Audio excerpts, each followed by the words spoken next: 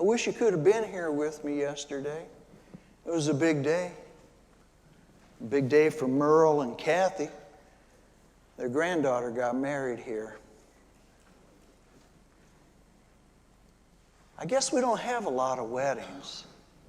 Somebody told me how many years it had been, and quite frankly, I still don't believe them. But sure enough, we had a wedding yesterday that was about as lovely as could be. The fellas and the gals, best man, bridesmaid. We even had a flower girl and a ring bearer bring the rings forward. That was awesome, just awesome. That was at 4 o'clock. Wish you could have been here.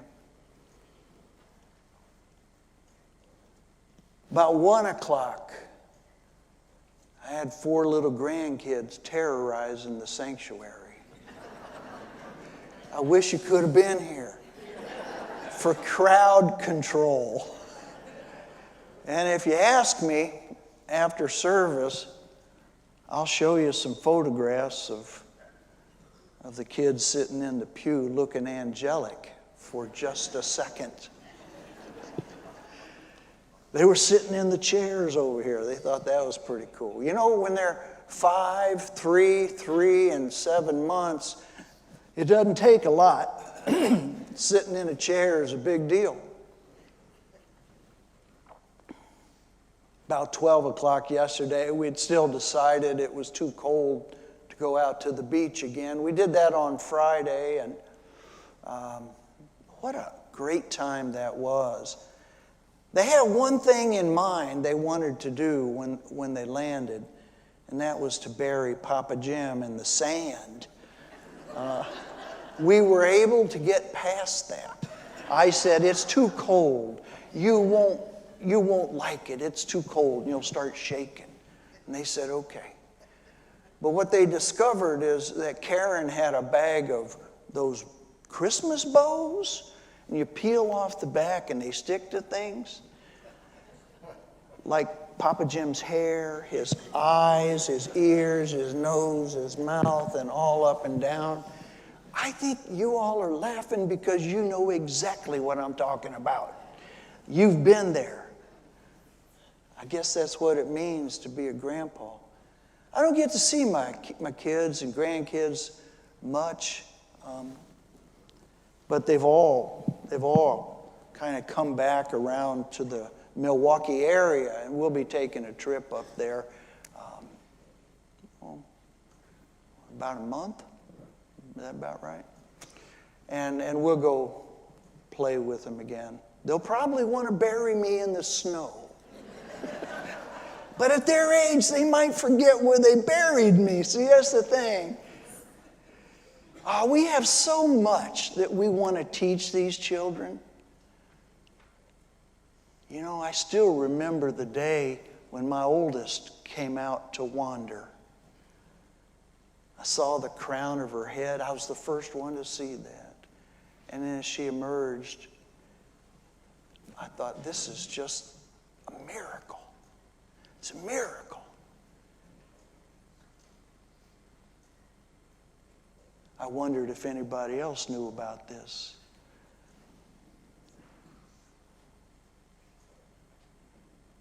She grew up too quickly.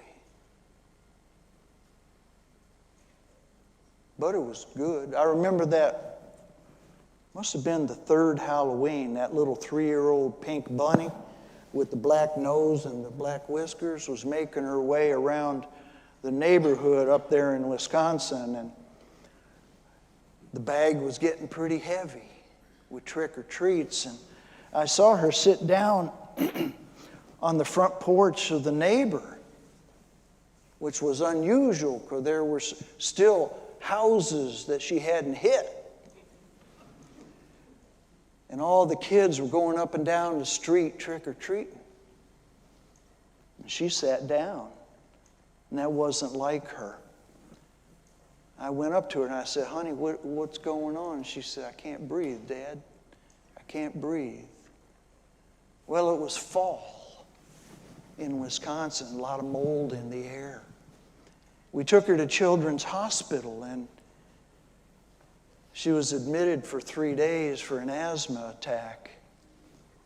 We learned that she had asthma. And then there was that morning.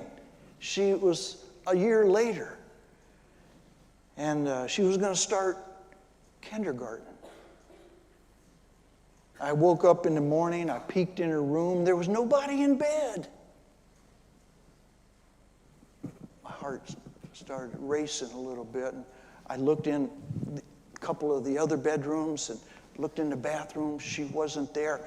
I went downstairs to the first floor. I looked around in the kitchen. I looked in the living room, in the dining room. There was nobody around. I ran down to the basement. I guess I should pause. Now, basements are something they have in the Midwest. These are places where you put your Christmas decorations. Am I right? Okay. She wasn't down there. I raced up to the first floor, and I was just ready to head up the stairs again. I saw the front door ajar. I opened it. I looked out. And there she was, standing on the top step, fully dressed, backpack on her, waiting for the bus for the first day of school for 4-year-old kindergarten. She was a straight A student ever since. I remember all those moments like they were yesterday, and don't you as well? Where did the time go? Well, I'll tell you where the time went. It went to adolescence. And that's when things got dicey. You know, the dangers, there's a lot more at stake. All we want for them is to learn about God's love for them and our love for them. We want to teach them how to catch lightning bugs in a jar. And we want to teach them how to go up on a hill when it's night and dark and lay down and look up and watch for a falling star. We want them to go live with abandon and learn how to love and take care of the critters of this world. And we want them to be a friend to everyone they meet. That's all we want. They want us to get off their backs. I'm going to tell you something, but you can't tell this to anybody because they still haven't gotten on the plane to head back to Wisconsin yet. Jesse's got a 3-year-old who is right in the middle of a very oppositional stage.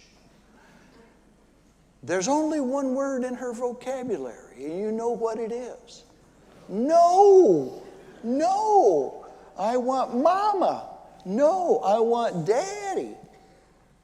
I never want Papa Jim. KJ's pretty good, but what goes around comes around. That's what I say. You love them with all your heart.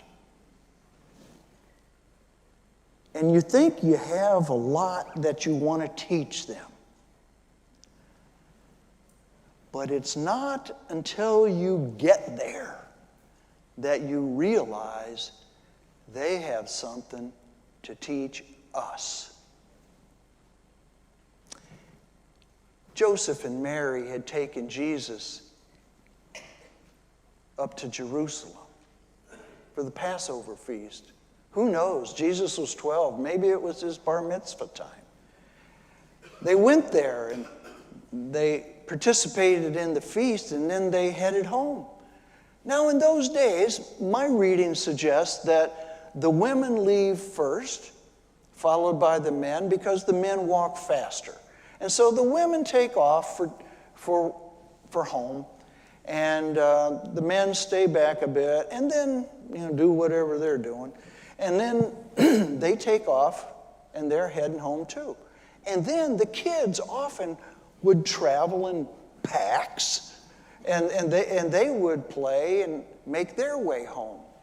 So it wasn't all that unusual that Mary and Joseph had that conversation.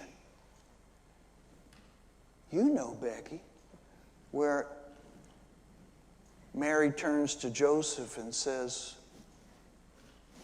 "Where's Jesus?" And he goes, "Where's Jesus? I thought he was with you." "He's not with me. I thought he was with you." And around they go. Sure enough, they were a day's journey out, about 20, 30 miles.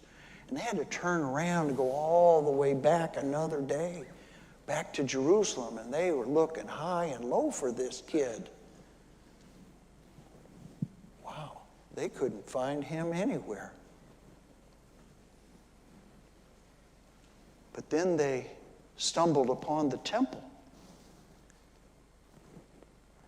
They looked in there, and sure enough, he was sitting right smack dab in the middle of all of these learned leaders of the synagogue.